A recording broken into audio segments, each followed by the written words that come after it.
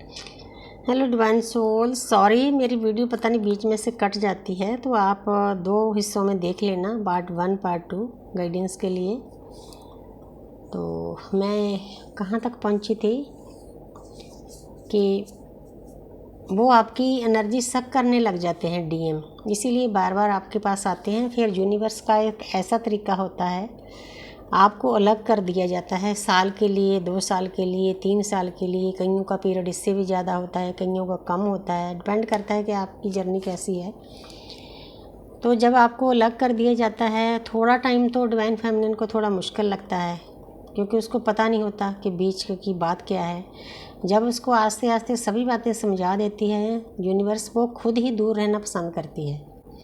उसको अंदर से ये चीज़ समझ आ जाती है कि अकेला उसकी अवेकनिंग ज़रूरी नहीं है, सामने वाली जो कि उसकी हाफ सोल है उसकी अवेकनिंग होना भी बहुत ज़रूरी है। वो एक्सेप्ट कर लेती है इस चीज़ को, वो खुद रनर बन जाती है। फिर उसको पता चल जाता है कि वो पर्सन आएगा, आपकी एनर्जी को लेकर चले जाएगा, आप वहीं के वहीं रह जाओगे। जो एक्चुअल सच्चाई है वो पता चल जाती है। हालांकि यूनिवर्स हमें समझाते हैं आपने उस इंसान से नफ़रत नहीं करनी, पूरी प्रकृति में किसी के साथ नफ़रत नहीं करनी, किसी को ऊंच नीच नहीं बोलना, अपने डीएम के साथ भी अच्छा सलूक करना है। जब वो बात करना चाहे कभी कभी तो कर लेना चाहिए, मतलब उसको भी ये एहसास नहीं होना चाहिए कि आप उससे नाराज़ हो या गुस्से में हो, क्योंकि हमने तो इन एनर्जियों को बाहर निकालना है, नेगेटिव एनर्जियों को। हमने तो मतलब वननेस में आना है कि पूरी प्रकृति को, पूरे ब्रह्मांड को प्यार करना है। उसमें वो पर्सन भी आ जाता है, इस स्टेज में आना है, परमपिता परमात्मा की ऊर्जा में लीन होना है। तो फिर पहले तो उसको कुछ टाइम के लिए तो कुछ पता नहीं चलता, फिर उसको खालीपन महसूस होता है, इधर उधर भागता है वो। फिर उसमें ईगो भी होती है, ईगो से भरे होते हैं मैस्कुलिन एनर्जी। उसको ऐसे लगता है क्योंकि ये कोई ज़रूरी थोड़ी है मेरे लिए, और भी बहुत रास्ते हैं। वो इधर उधर भागता है और रिश्ता बनाने के लिए भागता उनके पास है जिनके साथ उसके कार्मिक अकाउंट होते हैं। जो डिवाइन फेमिनिन है ये अपनी जर्नी तय करती है साधना से, मेडिटेशन से, चक्रा बैलेंस से, ज्ञान अर्जित करके, अच्छी अच्छी बुक्स पढ़ के, अच्छे अच्छे वीडियो देख के, अच्छे अच्छे मेंटर गुरु के साथ वो अपनी भक्ति में मस्त हो जाती है। उसको पता चल जाता है कि हमारा रास्ता क्या है, अंदर से बिल्कुल पीस में चली जाती है, शांति में चली जाती है। यूनिवर्स का आशीर्वाद हर वक्त उसके ऊपर होता है। हालांकि ये इतना आसान नहीं, इसमें बहुत दर्द सहना पड़ता है, रोना चिल्लाना पड़ता है, पेन सहना पड़ता है, साधना करनी पड़ती है, बॉडी में बहुत ज़्यादा पेन होता है, लेकिन वो सह जाती है क्योंकि वो शक्ति है। सभी देवियों की शक्ति उसके अंदर में विराजमान है, उसको जागृत करना है। ये जागृत करने के तरीके हैं।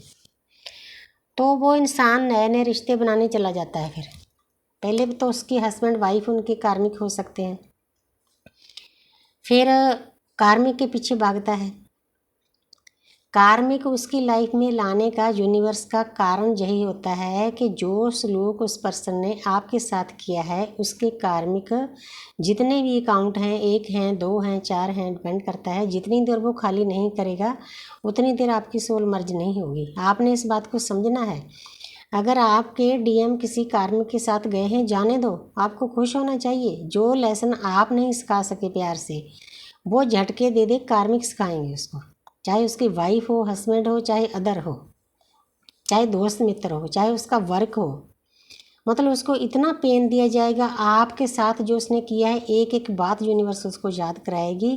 तो फिर जब वो इन चीज़ों से बिछड़ेगा, खुद उसको पेन मिलेगा, दर्द मिलेगा, फिर उसको एहसास होगा उसने आपके साथ क्या किया है।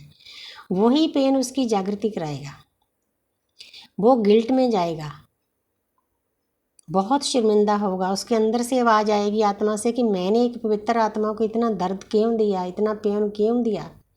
हालांकि वो इंसान इतना बुरा नहीं होता, मेरा अपना एक्सपीरियंस है, पर उसको करना पड़ता है। हमारा टीचर होता है, हमारा मास्टर होता है, उसकी 5D में उसको सब पता होता है कि मैंने अपनी डिवाइन फेमिनिन के साथ क्या करना है, किस टाइम पे करना है, कब कॉल कर। हमारी तो कॉल भी यूनिवर्स की तरफ से ही होती है, हम अपनी मर्जी से कॉल नहीं कर सकते। जब डिवाइन चाहेंगे तब मिल सकते हैं, तब कॉल कर सकते हैं। इसीलिए मैं बार बार बोलती हूँ कि ये दुनियादारी का रिश्ता नहीं है, ये दुनियादारी से ऊपर का है, 5D का रिलेशन है। तो फिर आस्ते आस्ते मतलब जो उसके कार्मिक होते हैं उसको झटके देते हैं, उसकी लाइफ में टावर गिरते हैं। फिर एहसास होता है, फिर सोचना शुरू करता है कि मैं कौन हूँ, ऐसा मेरे साथ क्यों हो रहा है, मैं इस अर्थ पर क्यों आया हूँ, क्या करने आया हूँ, कहाँ से आया हूँ। जो सवाल डिवाइन फेमिनिन के मन में शुरू में आते हैं, फिर उस पर्सन के अंदर भी ये सवाल जागने शुरू हो जाते हैं। वो सर्च करना शुरू कर देता है अपने आप को, उसके अंदर जागृति पैदा हो जाती है। उसमें भी टाइम लगता है, एकदम से नहीं होता। पीरियड सबका अलग अलग होता है, लेकिन फिर भी आस्ते आस्ते सबकी अपनी टाइमिंग है, वो जाग जाता है। इधर डिवाइन फेमिनिन भी अपनी वाइब्रेशन को बहुत हाई कर लेती है, अपने चक्रा बैलेंस कर लेती है। जो शक्ति होती है ना, हमारी रीढ़ की हड्डी के नीचे मूलाधार चक्र में सोई होती है। बस हमने उसको जगाकर आस्ते आस्ते आस्ते आस्ते अपने कर्म काट कर, हमारे गुरु भी इसमें मदद करते हैं। इस ऊर्जा को सभी चक्रों से भेदन करके थर्ड आई पर ले जाना होता है। बहुत मुश्किल काम है, इतना आसान नहीं, लेकिन शक्ति कर लेगी। साथ में वो उस इंसान का, उसके परिवार का भी भला चाहती है। वो चाहती है कि इसकी वेकनिंग हो, वो प्रेयर भी करती है यूनिवर्स से। तो फिर जब ऊर्जा थर्ड आई पर चली जाती है, थर्ड आई पर हमारे शिव सोए होते हैं, तो वो ऊर्जा वहाँ तक जाके शिव को जगाती है। मतलब हमारी जर्नी बाहर वाले शिव के पीछे भागने की नहीं है, क्योंकि हमारा शिव तत्व बाहर होता है। मुश्किल हमारी यही है ट्विन फ्लेम की। बाकी 95% लोगों के शिव अंदर होते हैं। उनकी साधना का रास्ता इतना मतलब मुश्किल नहीं होता, टफ नहीं होता। हमारा इसीलिए टफ होता है, हमारे शिव की शक्ति हमारे में होती है। हमारा जो शिव होता है उसका तत्व उसमें, हमारे शिव में होता है। लेकिन फिर आस्ते आस्ते समझ आ जाता है कि जो हमारे अंदर शिव है, हमने उसको जागृत करना है, ना कि बाहर वाले शिव के पीछे भागना है। आ जाता है वो भी टाइम, क्योंकि सब कुछ डिवाइन टाइम पे होता है। जब हम सरेंडर कर देते हैं, आपको हल्का रहना चाहिए, किसी बात की फिक्र नहीं करनी चाहिए। तो फिर एक ऐसा टाइम आता है जब थर्ड आई पर आपकी ऊर्जा आती है, तो वो इंसान भी जाग जाता है। एक एक चीज़ उसको यूनिवर्स सामने लाती है कि जाओ, वही है आपकी पूरी दुनिया में। फिर वो इंसान आपके पास आता है। फिर डिपेंड करता है कि पहले आपकी दोनों की सोल डिवाइन में मर्ज होती है, फिर आप दोनों की सोल मर्ज होती है, फिर आपका परमानेंट यूनियन होता है। पहले आपका मिनी यूनियन भी होते हैं, फिर उसके बाद आपके हार्मस यूनियन होते हैं, फिर परमानेंट यूनियन होता है। तो उसके बाद फिर डिपेंड करता है कि आपने अपना सोल पर्पज क्या चुना है, इकट्ठे करना चुना है या अलग अलग। लेकिन आप इतनी पीस में चले जाते हो, मतलब मिलने मिलाने की भूख ही खत्म हो जाती है दोनों की, उसकी भी खत्म हो जाती है, आपकी भी। फिर आपको ऐसे लगता है कि हम स्वर्ग में रहते हैं, 5D में रहते हैं। यही हमारी यात्रा है। तो thank you universe, thank you angel, thank you spirit.